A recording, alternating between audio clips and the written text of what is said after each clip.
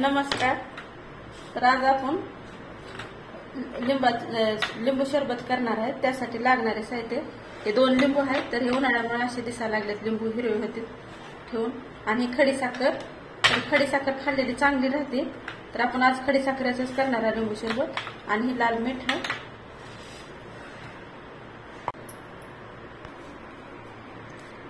मी माठातलं पाणी घेतलंय आणि बर्फ पण टाकणार नाही.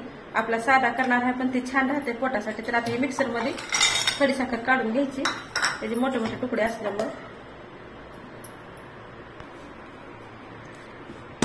तर आपली ही खडी साखर वाटून घेतलेली आहे आपण, तर अशी बारीक झाली. तर अगदी छान लागते खडी साखर लिंबू पाणी सरबत.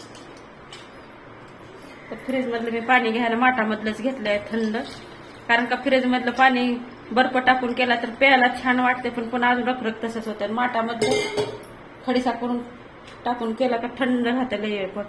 तर आता लिंबू पिळून घ्यायचे.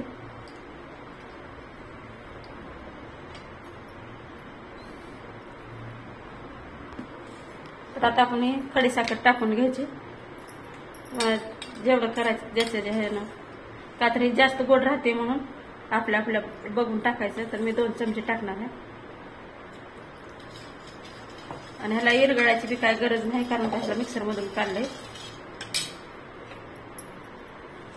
चिमटवर आपलं ही लाल मीठ टाकायचं आतमध्ये. छान होतंय लिंबू सरबत.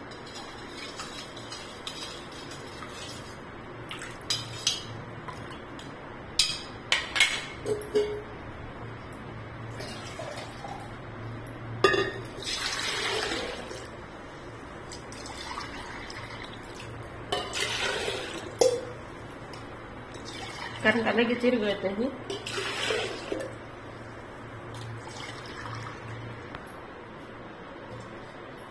तर आपला पेण्यासाठी तयार झाला. तर ह्याला गाळून घ्यायचं.